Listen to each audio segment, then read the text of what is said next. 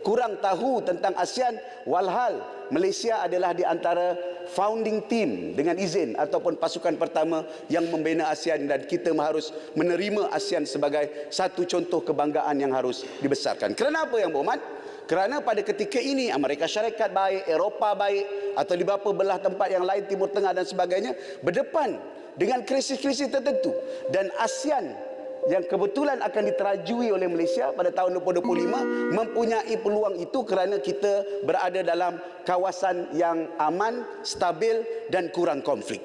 Mungkin ada satu dua perkara yang perlu diperbaiki, tapi saya percaya hal ini perlu diperbesarkan dan perlu diperhatikan, termasuk membina konsep kebersamaan ataupun mengukuhkan istilah komuniti ASEAN ataupun masyarakat ASEAN yang mempunyai kepelbagaian budaya tapi mampu menerima bertolak ansur serta hidup aman dan damai. Saya mohon untuk berbahas. Terima kasih Timbalan Speaker. Terima kasih Yang Berhormat Gombak. Saya jemput Yang Berhormat Saratok. Salam sejahtera dan terima kasih saya ucapkan kepada Tuan Yang di-Pertua. Terlebih dulu, patut menjunjung kasih di atas titah Diraja Duli Yang Maha Mulia Seri Paduka Baginda Yang di-Pertuan Agong sempena istiadat pembukaan mesyuarat pertama penggal ketiga Parlimen ke-15 pada 26 Februari yang lalu. Patut merapat sembah setinggi ucapan tahniah di atas pertabalan ke bawah Duli Maha Mulia Seri Paduka Baginda Yang di-Pertuan Agong Sultan Ibrahim Ibni Almarhum Sultan Iskandar sebagai Yang di-Pertuan Agong ke-17 dan ke bawah Duli Yang Maha Mulia Seri Paduka Baginda Raja Permaisuri Agong Raja Zari Sofia. Patut juga merapat sembah, menjunjung kasih dan setinggi penghargaan kepada ke bawah Duli Yang Maha Mulia Sultan Pahang dan Tengku Ampuan Pahang yang telah menaungi negara dan rakyat jelata selama 5 tahun sebagai Yang di-Pertuan Agong ke-16 dengan adil dan bijaksana. Tuan Yang Pertua, infrastruktur pendidikan. Saya terpanggil sekali lagi mengenakan isu yang seringkali dibawa oleh ahli Dewan Rakyat yang mulia ini, terutama daripada wakil dari Sabah dan Sarawak mengenai isu keadaan sekolah daif. Kategori sekolah daif adalah sekolah yang memiliki fizikal komponen, fasiliti dan bangunan yang tidak sempurna, tidak berfungsi dan tidak selamat digunakan yang boleh mendatangkan ancaman berbentuk kecederaan, kecelakaan atau kehilangan nyawa manusia.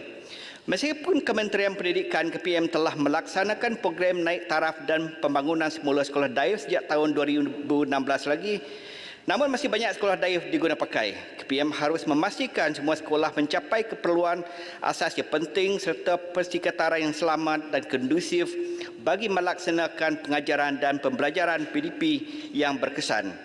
Pada keseluruhannya, menurut laporan Audit Negara 2022, sebanyak 1,505 bilangan buah sekolah yang sudah dikenal pasti mempunyai bangunan daif pada skala 6 dan 7 sehingga 31 Disember 2022. Daripada jumlah 1,505 tersebut, sebagian besar sekolah daif berada di Sabah dan Sarawak, itu sebanyak 593 buah di Sarawak dan 484 buah di Sabah.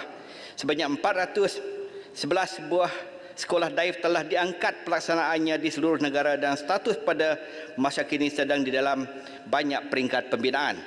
Yang menjadi persoalannya adalah status 1,094 buah sekolah daif yang belum diangkat permohonan pelaksanaannya sehingga 31 Disember 2022. Memandangkan masalah sekolah daif ini telah dan masih berlaku sejak sekian lamanya terutama di Sabah Sarawak, saya menyeru dan meminta pencerahan apakah kerangka besar yang dilaksanakan oleh kerajaan terutama Kementerian Pelajaran Malaysia, Kementerian Ekonomi, KKR di dalam usaha menyelesaikan isu sekolah daif yang masih berjumlah 1,094 buah ini. Apakah langkah drastik yang akan diambil oleh kerajaan sama ada menyenggara, mai pulih atau membina baru sekolah daif?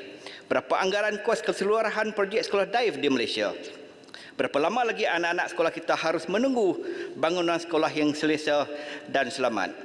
Pelajaran dan pembelajaran murid yang kondusif bermula dari peringkat kanak-kanak dapat membentuk masyarakat yang baik demi menjamin masa depan negara.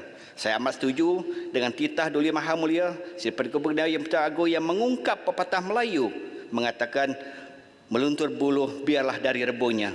Pendidikan awal memberi kesan jangka panjang, oleh itu adalah tanggungjawab kerajaan dan kita semua menyediakan pendidikan yang kondusif dan infrastruktur yang baik. Isu sekolah daif ini harus diangkat sebagai isu nasional, isu besar yang sekian lama tak selesai. Oleh demikian, saya menyarankan kerajaan berusaha bersungguh-sungguh untuk menoktahkan kewujudan sekolah daif di Malaysia, khasnya di Sabah Sarawak. Kalau kerajaan mempunyai program khas untuk menoktahkan kejadian miskin tegar di Malaysia, saya harap kerajaan pun ada program dan dana khas untuk menoktahkan sekolah daif ini. Dengan kesempatan ini juga saya ingin meminta pencerahan dari KPM akan status penjagaan baik pulih atau bina baru sekolah daif di kawasan P205 Seratok. Jumlah kesemua sekolah rendah di Seratok adalah 53 buah. Tetapi sedihnya 35 buah adalah dikategorikan sebagai sekolah daif pada skala 6 dan 7. Sebagaimana itu, 35 buah sekolah daif ini memerlukan perhatian yang lebih untuk diangkat dan dilaksanakan penaiktarafan. Saya juga minta KPM memberi status bina baru SK Ulu Kabo, SK Babang dan SK Abang Leman. Menyentuh progres pembinaan SK Abang Leman fasa 2, saya menyeru agar pelaksanaan fasa 2 dipergiatkan. Kerja-kerja di tapak perlu dipantau dengan lebih teliti oleh KPM melalui Jabatan Pendidikan Sarawak. Ini adalah kerana proses pembinaannya sekarang ini mengalami kelewatan hampir 1 tahun. Bagi SK Ulu Kabo, saya ingin tahu status perolehan tapak binaan yang baru yang sudah dicadangkan. Minta KPM memberi jangka masa permulaan projek bina baru SK Ulu Kabo. Kerana sekolah yang ada sekarang amat tidak selamat seperti mana yang telah disahkan oleh JKR Sarawak. Untuk pelaksanaan projek SK Babang, saya minta KPM mengemaskinikan status pelaksanaannya. Sudahkah tender diiklankan pada bulan Disember 2023 sehingga bagaimana garis masa yang asal? Pelaksanaan Balai Bomba di Kabung. Tuan Yang Bertuah, dengan proyek ini saya juga ingin menggesa Kementerian Kerjaan Tempatan supaya mempercepatkan proses pelaksanaan Balai Bomba di Kabung kerana Kabung merupakan kawasan berisiko tinggi. Banyak kejadian kebakaran telah berlaku beberapa tahun yang lalu di kawasan Kabung, termasuk Pekan Kabung itu sendiri, Rumah Panjang dan juga Rumah Persendirian. Warga Kabung menunggu dengan penuh harapan pelaksanaan Balai Bomba sehingga mereka sanggup menubuhkan bomba sukarela Kabung. Saya memuji sikap bomba sukarela Kabung yang telah ditubuhkan itu. Mereka menunjukkan semangat dan dedikasi yang tinggi untuk berkhidmat kepada warga kampung.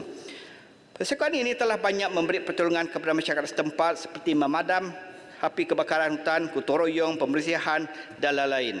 Mereka mendapat kerjasama yang erat dari Balai Bomba Seratok yang telah dan sedang dan memberi latihan yang amat relevan dan bermakna.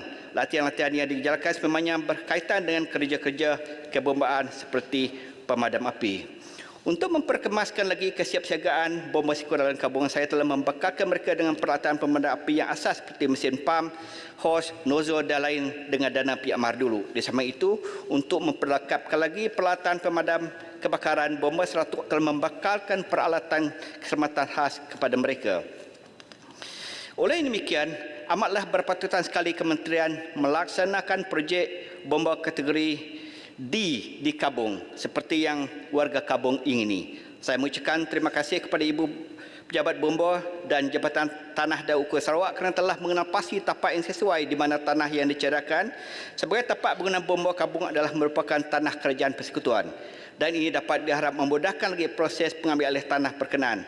Pada ringkasnya, keperluan ini untuk melaksanakan Balai Bomba Kabung ini makin mendesak. Minta Kementerian mempercepatkannya. Klinik Kesihatan Seratok.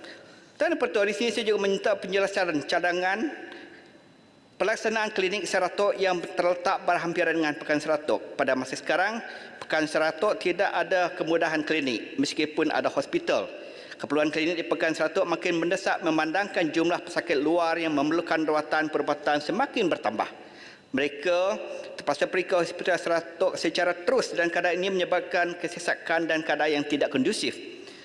Saya difahamkan bahawa cadangan pelaksanaan klinik Seratok masih belum diangkat kerana masalah pemilihan tapak yang sesuai belum ada kata putus.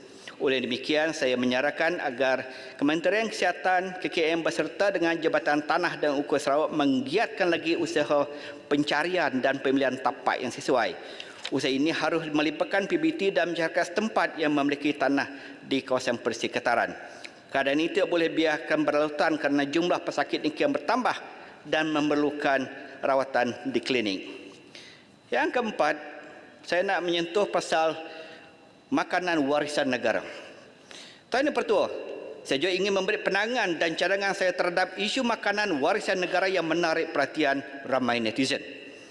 Sebab itu saya mencadangkan satu sajian warisan yang unik dan amat popular di Sarawak, iaitu masakan pansuh sebagai masakan warisan negara. Pansuh ini merupakan masakan tradisional masyarakat Dayak di Sarawak di mana menggunakan buluh sebagai peralatan untuk memasak. Bermacam jenis ikan, ayam, daging dan nasi juga boleh dimasak dengan menggunakan buluh. Kita boleh membuat pansuh ikan, pansuh ayam dan pansuh daging yang sedap dan dengan keenakan kulineri yang unik. Lebih-lebih kalau dicampur dengan herba dan ramuan asli dari hutan seperti daun bungkang. Para pengunjung ke Sarawak tidak melepaskan peluang menikmati sajian unik tradisional ini. Rasa sekali pasti nak lagi. Oleh yang demikian, pada pandangan saya, pansuh memang layak disenaraikan sebagai masakan warisan negara. Dengan ini, saya ingin mengakhiri ucapan saya dengan menyokong titah Diraja Duli Yang Maha Mulia Seri Paduka Baginda Yang Pertua Agong. Sekian, terima kasih. Terima kasih Yang Berhormat Seratok. Saya jemput Yang Berhormat Stamping. Terima kasih Puan Yang Dipertua kerana memberi peluang kepada saya untuk membahas usul menjunjung kasih Seri Paduka Baginda Yang di-Pertuan Agong di atas titah tuanku. Puan Yang Dipertua, sekali lagi saya ingin membangkitkan isu berkenaan bank scam dan juga pengeluaran wang daripada akaun bank tanpa pengetahuan dan kebenaran pemegang akaun. Kerana masalah yang saya bangkitkan tahun lalu tidak diselesaikan. Dan pada bulan lalu juga, Pesuruhjaya Polis Sarawak telah mengumumkan bahawa pada tahun 2023 Sarawak telah merekodkan 2,958 kes jenayah komersial yang mengakibatkan kerugian sebanyak ringgit Malaysia 117 juta.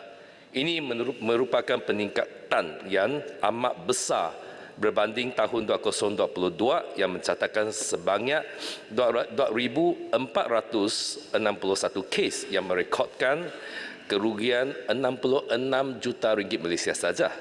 Dari segi nombor kes jenayah komersial, itu merupakan peningkatan sebanyak 20%. Dan dari segi kerugian nilai wang, itu adalah peningkatan sebanyak 77%.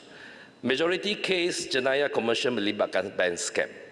Bank scam yang termasuk pengeluaran wang daripada akaun bank tanpa kebenaran dan pengetahuan pemegang akaun terus menjadi ancaman kepada keselamatan wang rakyat yang disimpan dalam bank. Walaupun langkah telah diambil oleh kerajaan dengan penubuhan Pusat Respons Skam Kebangsaan NSRC dengan hotline 997, jenayah tersebut masih menunjukkan peningkatan dan semakin ramai yang menjadi mangsa. Adalah jelas bahawa langkah yang diambil oleh kerajaan selama ini adalah tidak efektif untuk mengekan aktiviti bank scam dan untuk melindungi wang rakyat yang disimpan di bank. Saya rasa pihak bank juga perlu memainkan peranan yang lebih bertanggungjawab dalam membanteras jenayah tersebut. Jika kita lihat unsur-unsur bank scams ini dan pengeluaran wang dari akaun bank tanpa pengetahuan dan kebenaran pemegang akaun, selalunya dalam kes-kes sebegini yang melibatkan pemindahan wang dari satu akaun ke dalam akaun bank penerima iaitu recipient bank account, yang dalam kebanyakan kes adalah MIO akaun kedai. Setakat ini pengesahan jejak kewangan mangsa akan berhenti di akaun kedai. The tracing of the money loss always end at the MIO account dengan izin. Dan mangsa tidak mempunyai apa-apa cara untuk memulihkan kerugian mereka. Ini adalah amat tidak adil bagi mangsa.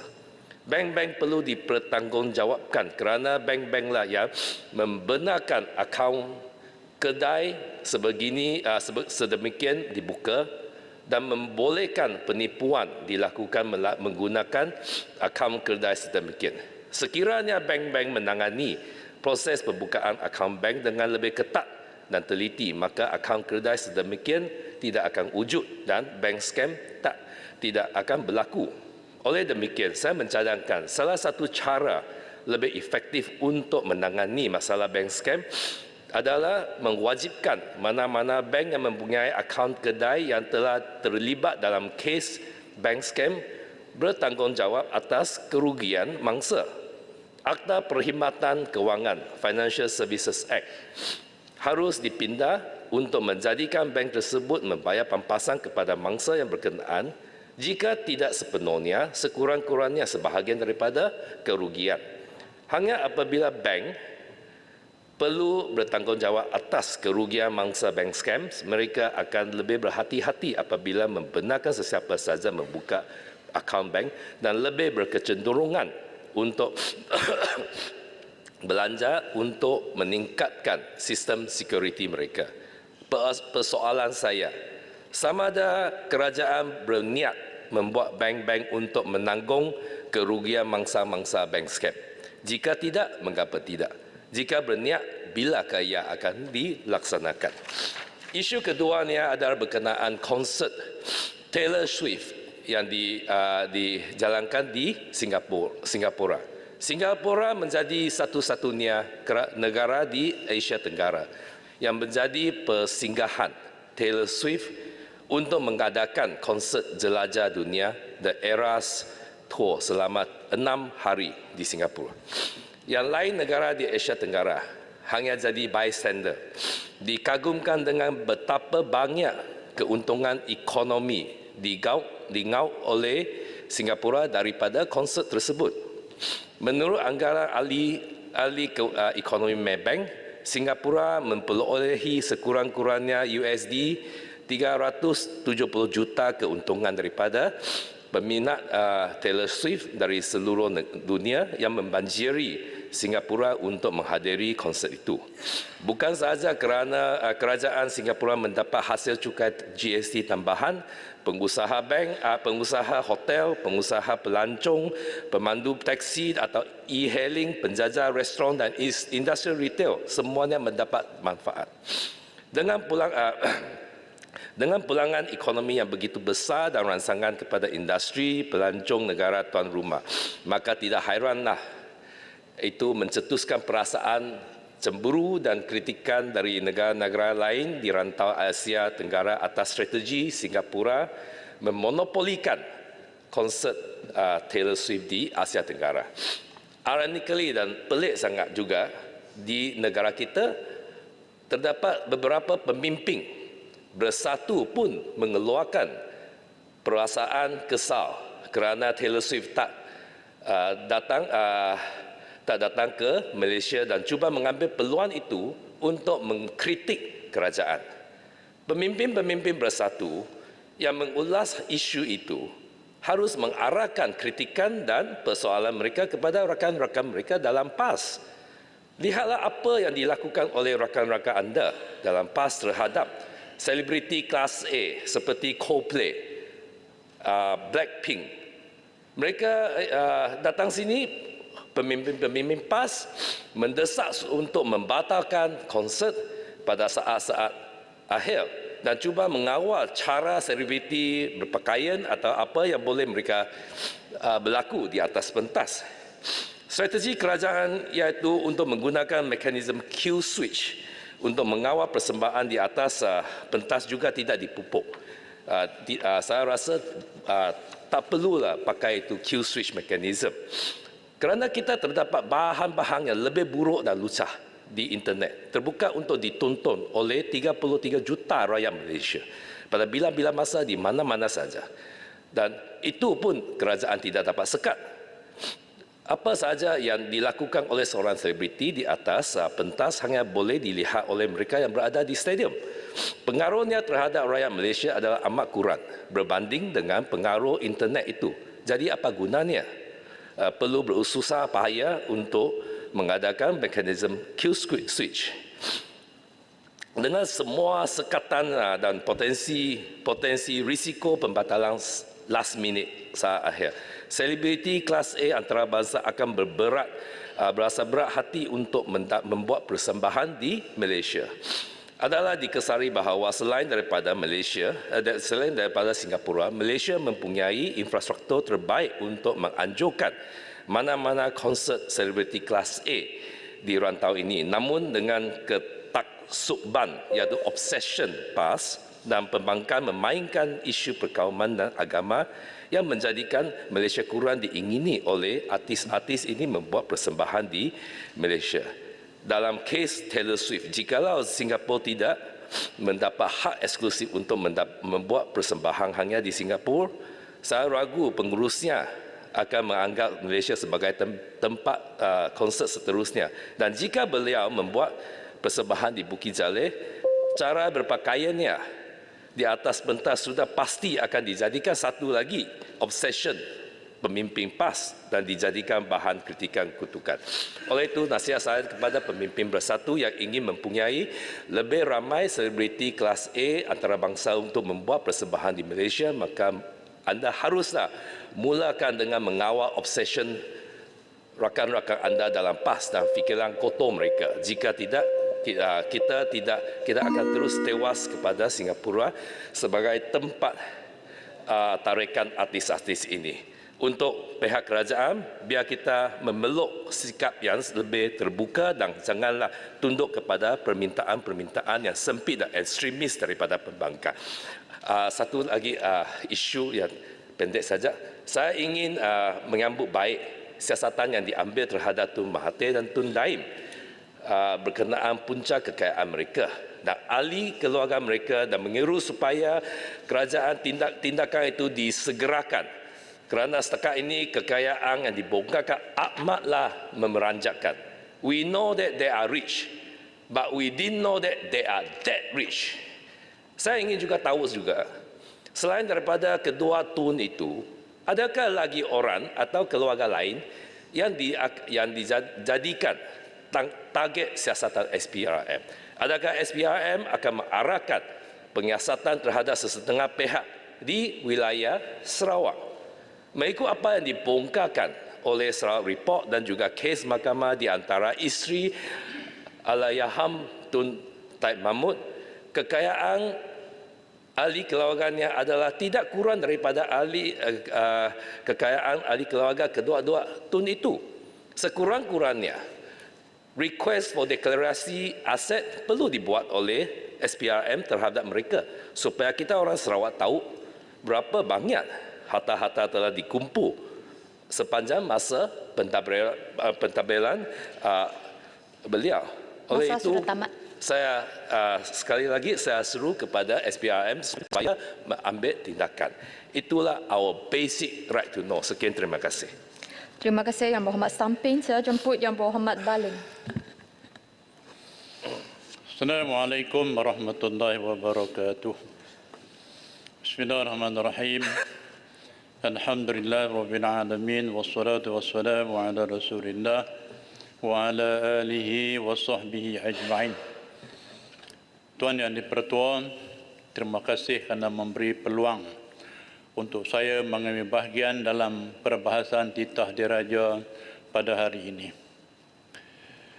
Baling merapatkan sembah tahniah kepada Kebawah Duli Yang Maha Mulia Seri Paduka Baginda Yang di-Pertuan Agong dan Duli Yang Maha Mulia Seri Paduka Baginda Permaisuri Agong atas pemasyhuran tuanku sebagai Yang di-Pertuan Agong yang ke-17. Semoga Allah Subhanahu wa taala merahmati pemerintahan tuanku untuk kekal memayungi negara Malaysia yang tercinta ini. Patik bersama rakyat Baling akan terus memberi ketaatan dan kesetiaan ke bawah Duli tuanku. Baling juga ingin merakamkan penghargaan kepada Duli Yang Maha Mulia Seri Paduka Baginda Yang di-Pertuan Agong yang ke-16 yang telah pun memberi khidmat yang terbaik selama 5 tahun kepada negara kita. Mudah-mudahan dipanjangkan umur dalam kebajikan. Ramai di kalangan rakan-rakan ahli yang berhormat bercakap tentang kos sara hidup. Saya yang berada dalam kawasan antara yang termiskin. Juga ingin menyebut tentang kos sara hidup yang begitu perit yang dirasakan oleh rakyat di Baling khususnya. Perkara ini amat membimbangkan rakyat ketika ini ialah kenaikan harga yang seolah-olah tidak dapat dibendung. Walaupun kerajaan telah melaksanakan pelbagai insentif dan pelbagai cara untuk menurunkan harga barang ini. Harga makanan asasi seperti beras yang tidak pernah berlaku dalam sejarah Malaysia merupakan satu perkara yang dibincang di mana-mana, terutama sekali rakyat di bawahan. Dan juga termasuk makanan-makanan asas yang lain, ikan, ayam, sayuran dan lain-lain lagi. Dan tidak ketinggalan juga kesan kepada rakyat, terutama sekali golongan B40 dan M40. Baru-baru ini Kementerian Perdagangan Dalam Negeri dan Kos Sara Hidup Pulau Pinang ada mengatakan bahawa tiada sebarang rungutan atau aduan berhubung dengan kenaikan harga sejak SST dilaksanakan pada 1 Mac. Saya ingin menyebut bahawa meminta supaya pihak berkenaan turun sendiri dan selami sendiri bertanyakan khabar kepada peniaga-peniaga kecil yang terpaksa menaikkan harga jualan mereka kerana barangan-barangan yang dijual itu adalah melambung begitu tinggi. Sudah semestinya kenaikan harga barang ini akan memberi kesan kehidupan terutama sekali kepada pekerja-pekerja yang hanya bergaji minima RM1,500 sebulan. Apakah kaedah yang dilakukan oleh KPDN bagi mendapat respon rakyat terhadap kenaikan harga barang-barang? Ketulusan dalam menerima respon juga mestilah dilakukan secara komprehensif, bukan menapis apa yang sedap didengar oleh kerajaan. Bagi kawasan yang kebanyakan hidup di bawah paras kemiskinan seperti Baling, amatlah dirasakan di mana mereka hidup dengan menyewa rumah, terpaksa menanggung anak 3-4 orang bersekolah, pendapatan tidak menentu. Bila ditimpa musibah, sakit dan sebagainya, di manakah mereka akan mendapat rindungan ataupun pertolongan untuk membantu keluarga mereka? Kebanyakan penduduk di kawasan Baling bergantung kepada getah. Sekarang ini, musim ini, kalau tuan-tuan tengok di serata negara kita, pokok-pokok getah ditimpa penyakit yang menyebabkan getah tidak banyak yang dapat diambil oleh penoreh. Maka berkuranganlah pendapatan mereka dan mereka terpaksa menanggung apa yang mereka tanggung selama ini. Oleh kerana itu, saya nak mencadangkan kepada kerajaan supaya cukai SST yang dinaikkan 2% daripada 6 kepada 8 ditangguhkan sementara dulu, kerana apabila cukai ini diumumkan, dinaikkan, maka peniaga-peniaga telah pun mengambil kesempatan untuk menaikkan harga barang yang mereka jual. Lebih-lebih lagi apabila rakyat di Baling akan menyambut kedatangan Ramadan dan akan menyambut kedatangan Syawal, di manakah mereka akan mendapat sumber untuk membeli pakaian, makanan menghadapi Ramadan dan Syawal. Yang kedua yang ingin saya sampaikan ialah sudah beberapa kali, acap kali dibangkitkan di dalam perbahasan tentang rancangan tebatan banjir, terutama sekali di Baling. Seperti yang sama kita ketahui, setiap kali datangnya musim banjir, maka berlakulah banjir yang besar yang menimpa musibah ialah penduduk kawasan yang berhampiran dengan sungai. Pembinaan 2 empangan sabu di Kampung Ibui pada tahun lepas masih dalam proses penilaian tender. Pembinaan empangan ini dapat memperlahankan aliran air Sungai Kupang dari Gunung Inas yang mampu mengurangkan impak banjir. Pembinaan ini dilakukan oleh Jabatan Pengairan dan Saliran JPS yang menelan kos sebanyak 20 juta. Menteri Besar Kedah telah mengadakan mesyuarat khas bersama pelbagai agensi berkaitan dengan kerajaan persekutuan tahun lalu bagi membincang langkah-langkah menangani masalah banjir di Baling. Difahamkan bahawa pelaksanaan RTB Baling yang membabitkan 3 fasa. Proses pengeluaran tender bagi RTB fasa pertama dengan kos 15 juta yang sepatutnya siap pada Februari tahun ini. Manakala RTB Baling fasa yang kedua dengan kos 160 juta lalu juga masih dalam proses penilaian tender. Dan RTB Baling fasa 3 pula masih dalam proses penyediaan kertas kerja untuk diangkat dalam permohonan rancangan yang akan datang. Saya minta supaya Menteri Kemajuan Desa dan Wilayah menyatakan status RTB ini, terutamanya di Baling, sebagai persediaan untuk menghadapi musim hujan yang akan datang. Dan bagaimanakah status RTB, terutama sekali jambatan-jambatan yang belum disiapkan selepas banjir 2 tahun lalu, Jambatan Kampung Tanjung, Ibui, dan yang paling lama ialah Jambatan Kampung Padan Cina di kawasan Baling.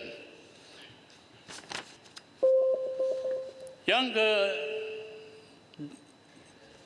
ketiga, ini saya nak cerita pengalaman tentang pusat khidmat saya, di mana saya sewa pusat khidmat dan kadang-kadang bila saya datang ke pusat khidmat saya tengok ada 5-6 orang yang sedang menunggu untuk nak berjumpa dengan saya. Jadi saya rasa bahawa pusat khidmat saya seperti klinik swasta.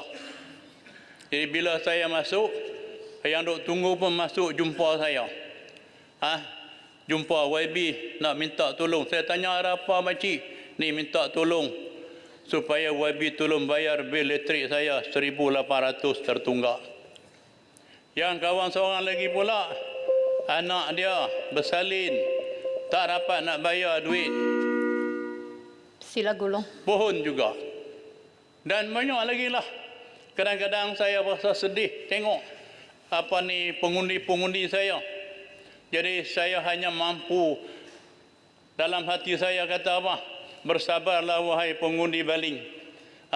Kamu sabar, kamu akan dapat pahala yang banyak di akhirat besok.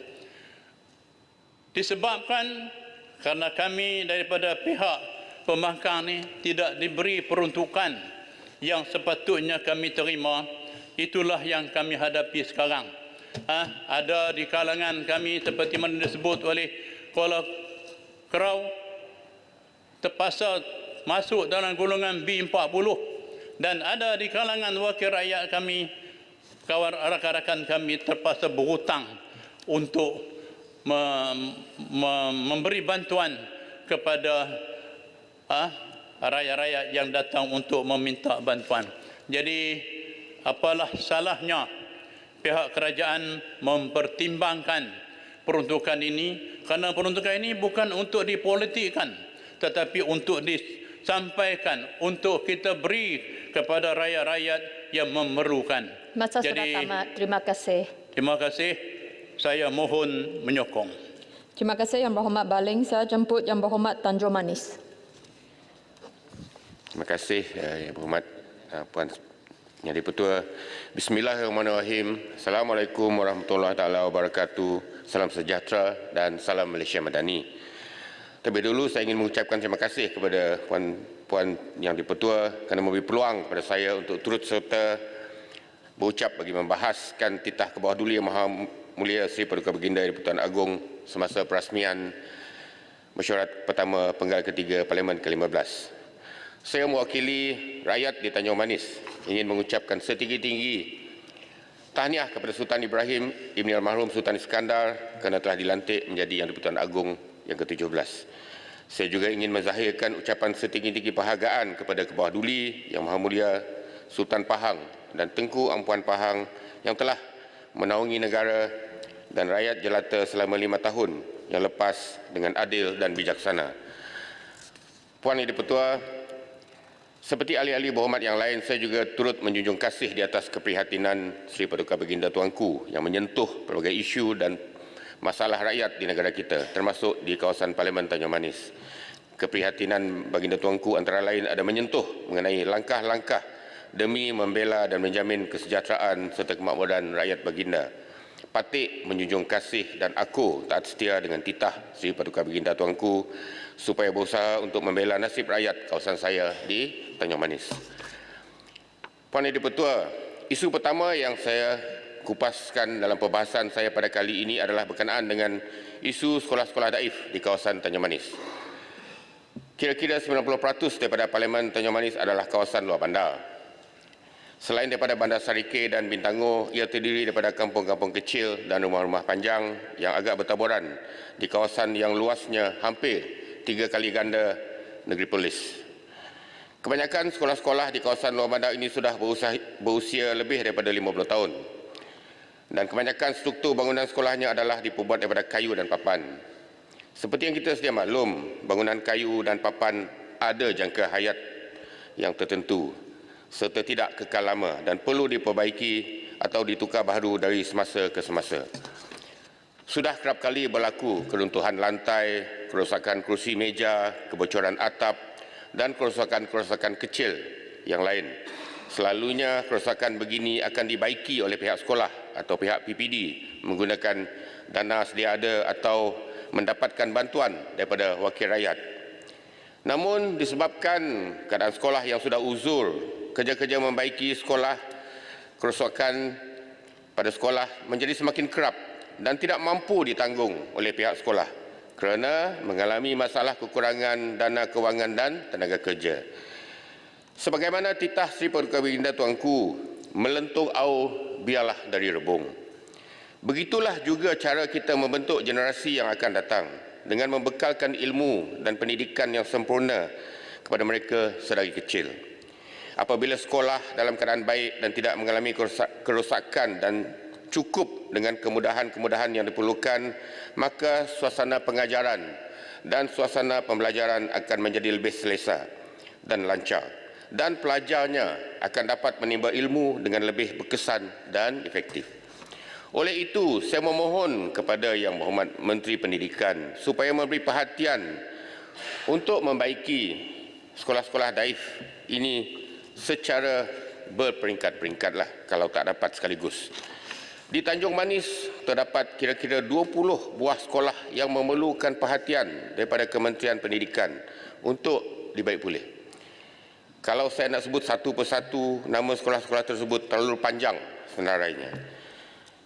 Saya juga tidak menafikan bahawa ada beberapa buah sekolah rendah dan sekolah menengah yang masih baharu dan lengkap dengan kemudahan-kemudahan di Tanjung Manis.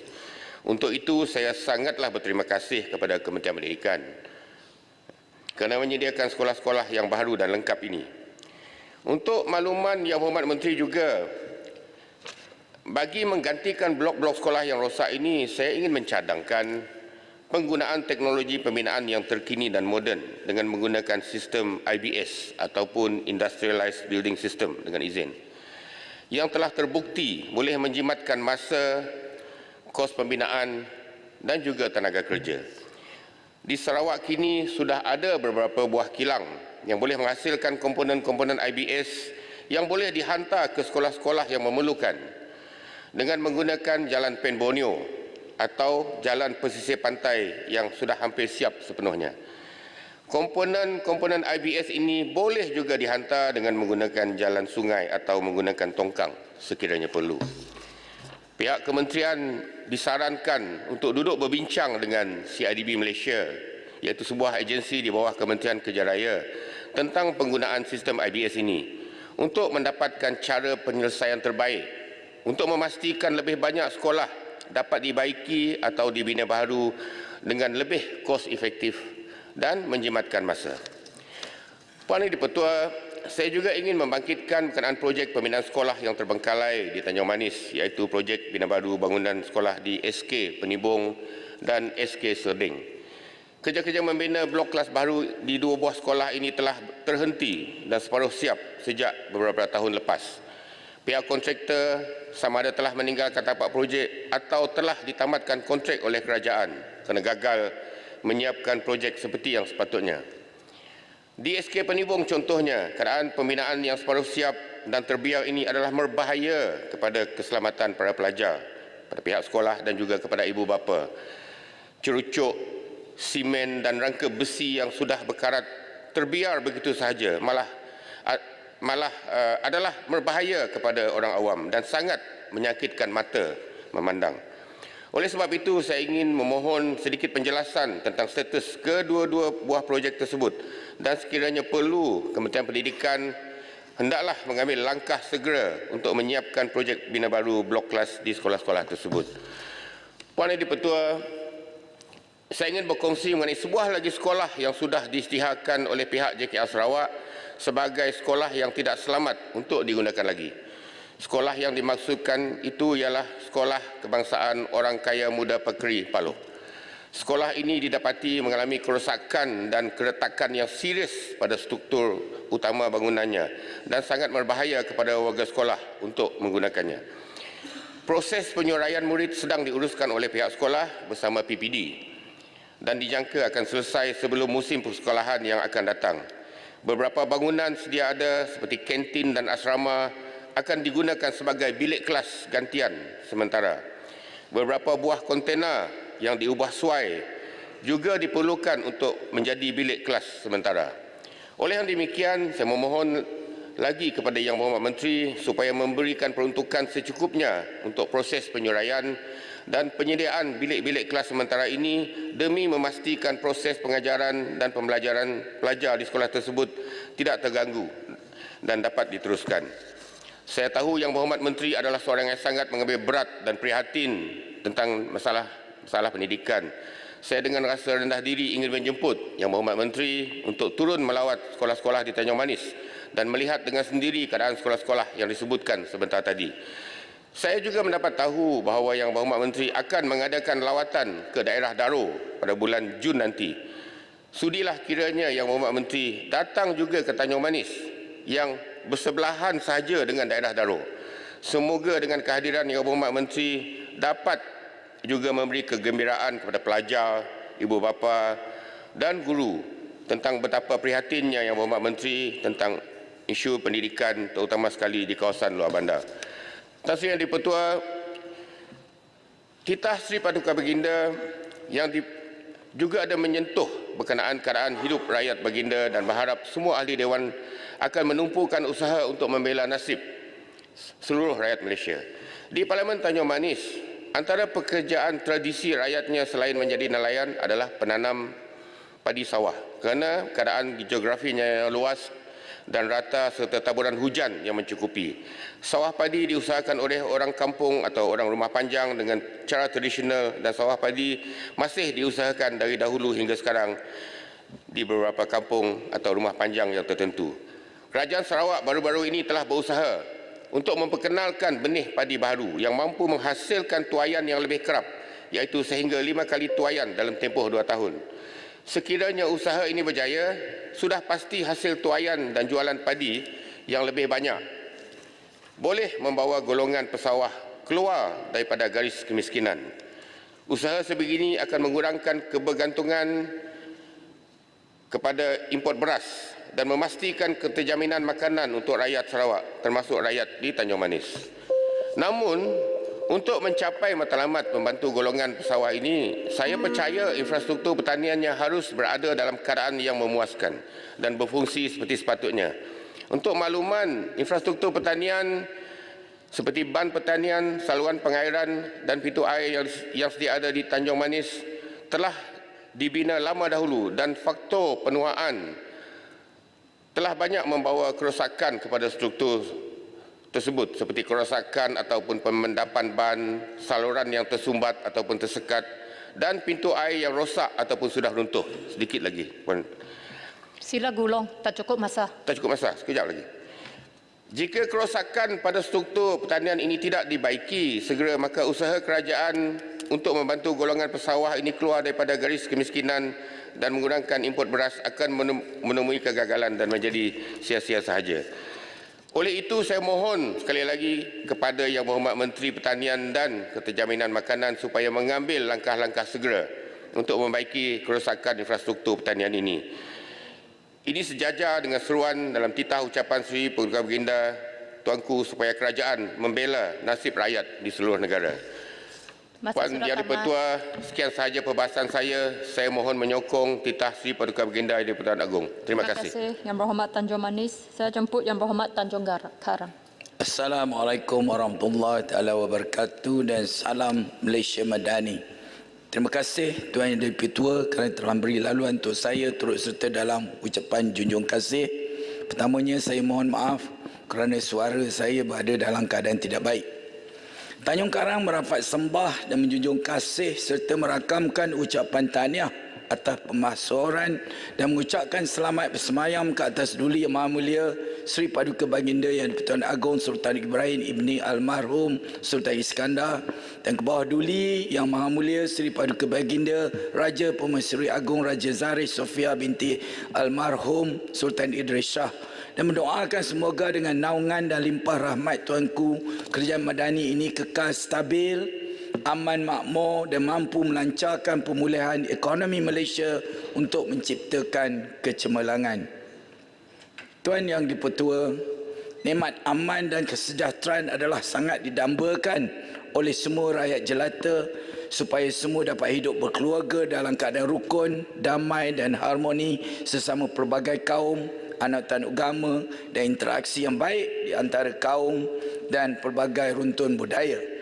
Tuan Yang di-Pertua, patut menjunjung tinggi titah Tuanku untuk memastikan kestabilan politik dikekalkan. Jadi, patut ahli Parlimen Tanjung Karang bersama 5 ahli Parlimen daripada Perikatan Nasional dan termasuk yang terbaru seorang adun Perikatan Nasional Selangor yang merupakan mantan Ketua Badan Pimpinan Bersatu Negeri Selangor telah memberikan sokongan kepada Datuk Menteri Besar Selangor semalam. Jadi saya ucapkan sekalung tahniah kepada Gombak. Tuan Yang di-Pertua, ini telah membuktikan bahawa pindahan perlembagaan bersatu baru-baru ini tidak boleh menghalang mana-mana ahli parlimen atau adun untuk menyokong PMX. Tuan Yang di-Pertua, kami telah mengambil inisiatif ini sebagai tanggungjawab dan amanah dengan menyokong PMX demi memastikan politik yang stabil sepanjang penggal pentadbiran kerjaan perpaduan supaya pemerintahan negara dapat dilaksanakan tanpa sebarang ganggu gugat demi kepentingan rakyat yang sangat terkesan dengan situasi ekonomi semasa, dan semoga kerajaan Madani mempunyai kekuatan bagi memulihkan ekonomi negara dan mengangkat martabat negara Malaysia di pesada dunia. Tuan Yang di-Pertua, kami redha dan memaafkan segala kata-kata nista dan penghinaan yang kami terima bukan saja dari rakyat jelata di luar sana, tetapi yang lebih menyedihkan adalah sahabat-sahabat kita yang berada di dalam Dewan Yang Mulia ini, seolah-olah mereka tidak memahami apa yang kami lakukan ini adalah demi kebajikan rakyat di kawasan kami. Tuan Yang di-Pertua, perkara kedua yang penting selepas makanan adalah kesihatan. Orang kata tak guna ada duit kalau tak sihat. Untuk kekal sihat, usaha mesti dimulakan dari sekarang dan memerlukan kesungguhan dan keyakinan dan disiplin yang konsisten. Tuan Yang di-Pertua, skim perubatan madani SPM memang terbaik untuk rakyat. tetapi masalahnya ia adalah sekadar peruntukan one off sahaja. Perbelanjaannya sangatlah besar dan ia langsung tidak mampan dan tidak lestari dan tidak mampu untuk menyelesaikan masalah kesihatan rakyat dalam jangka panjang.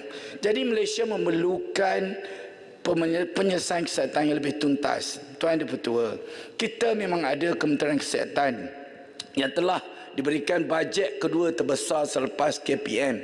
Tetapi KKM masih terbeban dengan pelbagai masalah asas dan tanggungan beban kewangan yang sangat besar untuk menaik taraf perkhidmatan kesihatan itu sendiri dan bebangan tanggungan pembiayaan perubatan rakyat. Fokus KKM sekarang untuk beralih kepada primary health care. Ini adalah lebih bertepatan dan menasabah supaya dapat menyantuni semua rakyat, tetapi pembiayaan perubatan dan tertiary care wajarlah sepatutnya ditanggung bersama oleh majikan, kerajaan dan rakyat di bawah satu skim insurans kesihatan kebangsaan atau National Health Insurance Scheme sepenuhnya. Tuan Yang Dipertua, izinkan saya mencadangkan di Dewan Yang Mulia ini supaya beban pembiayaan perubatan rakyat diekstrak ataupun dikeluarkan daripada Kertas Putih Kesihatan untuk dilaksanakan segera melalui National Health Insurance Scheme. Kita tidak boleh tunggu esok, tunggu rancangan Malaysia 13 ke 14, 15. Tetapi kerajaan Madani perlu laksanakannya dari sekarang. Kita boleh melihat kepada Indonesia yang telah bermula dari kosong pada tahun 2014 dan dalam tempoh 10 tahun saja mereka telah berjaya melindungi 140 juta penduduknya dengan National Health Insurance Scheme yang dikenali sebagai Badan Penyelenggara Jaminan Sosial BPJS yang memberikan jaminan kesihatan untuk masyarakat dan seluruh warga negara Indonesia di bawah kawal sila langsung oleh institusi Presiden, iaitu bukan di bawah Kementerian Kesihatan Indonesia. WHO telah mengiktiraf Indonesia di antara negara di dunia yang terbesar berjaya melaksanakan National Health Insurance Scheme. Kita juga boleh melihat dan belajar dari negara Turki yang dulunya mengamalkan perkhidmatan kesihatan sebagaimana kita, tapi pada tahun 2003 mereka telah melakukan program transformasi kesihatan dengan menubuhkan Social Security Institution dan melancarkan National Health Insurance-nya, dan sekarang perkhidmatan kesihatan Turki telah berjaya melindungi hampir 100% rakyatnya di bawah National Health Insurance Scheme dan adalah di antara yang paling cemerlang di dalam dunia. Tuan Yang Dipertua, nikmat sihat itu tidak terhitung nilainya. Sihat adalah tanggungjawab semua orang, atau lebih tepat lagi, sihat memerlukan tanggungjawab sosial bersama semua pihak. Di sinilah datangnya keperluan National Health Insurance Scheme, yang mana rakyat sama-sama bertanggungjawab dan membantu antara satu sama lain dalam hal penjagaan kesihatan.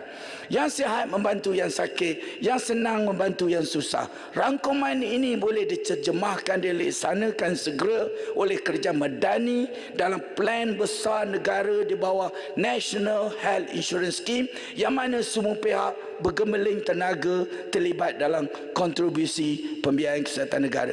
Sesuai dengan itu, pihak kerajaan, pihak majikan dan semua rakyat perlu berkongsi bersama-sama membayar premium untuk pelaksanaan National Health Insurance ini. Untuk memastikan pelaksanaan ini meliputi semua rakyat, maka yang B40 dan miskin tegar wajar diberi subsidi untuk bayaran premium National Health Insurance.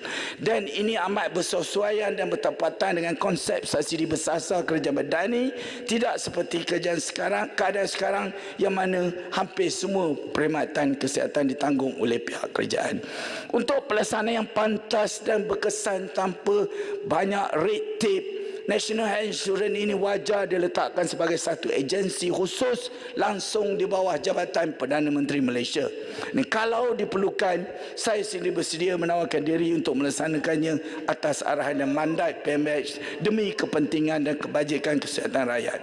Selama hampir setahun saya telah menyuarakan perkara ini, tapi nampaknya tidak ada apa-apa perubahan yang dilakukan. Tuan Yang Dipertua, seterusnya Tanjung Karang memang terkenal dengan sawah padi utama.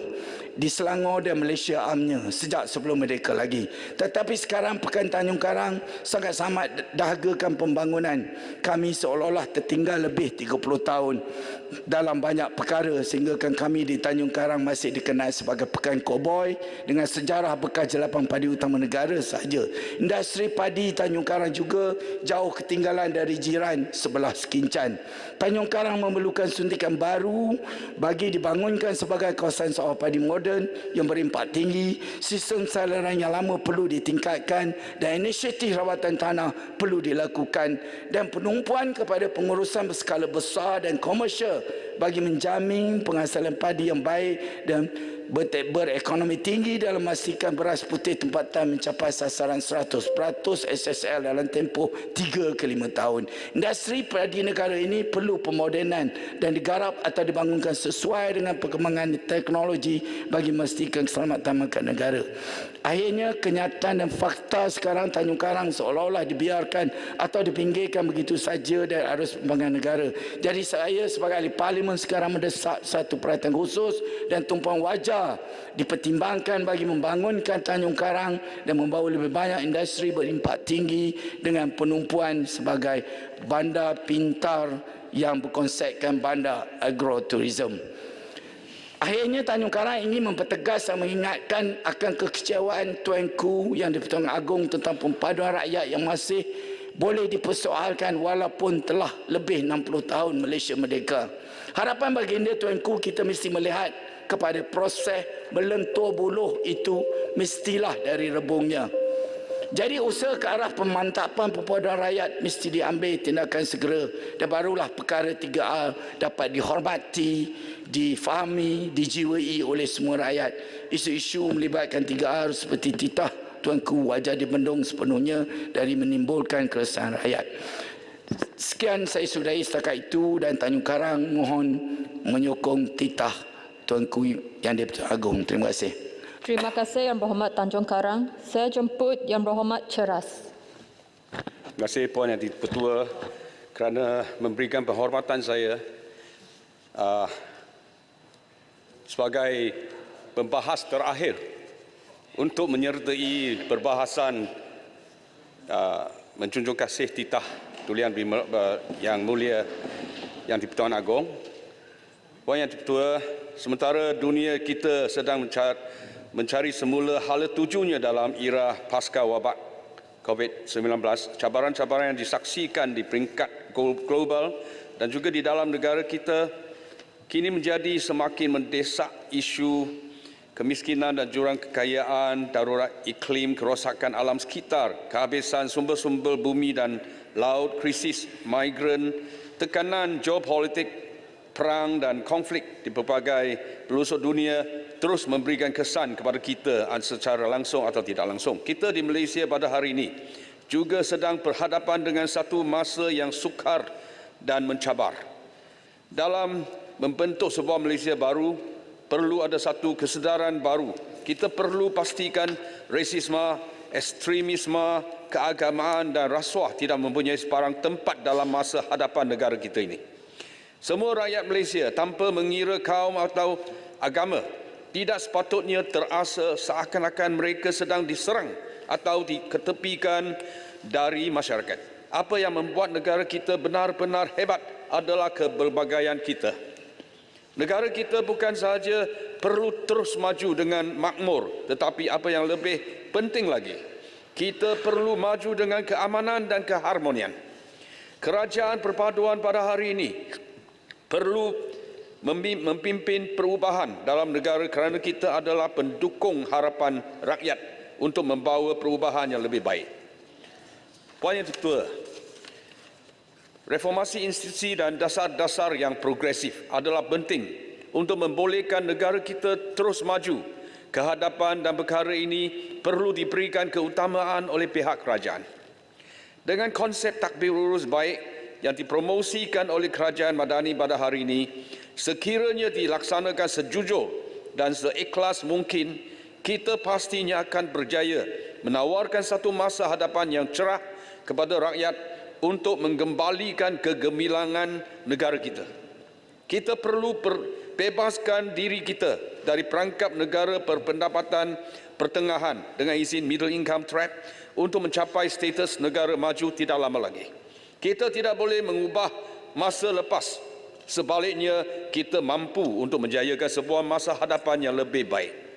Rangka ekonomi kerajaan Madani telah menetapkan sasaran-sasaran yang bercita-cita tinggi untuk negara kita menjelang tahun 2030.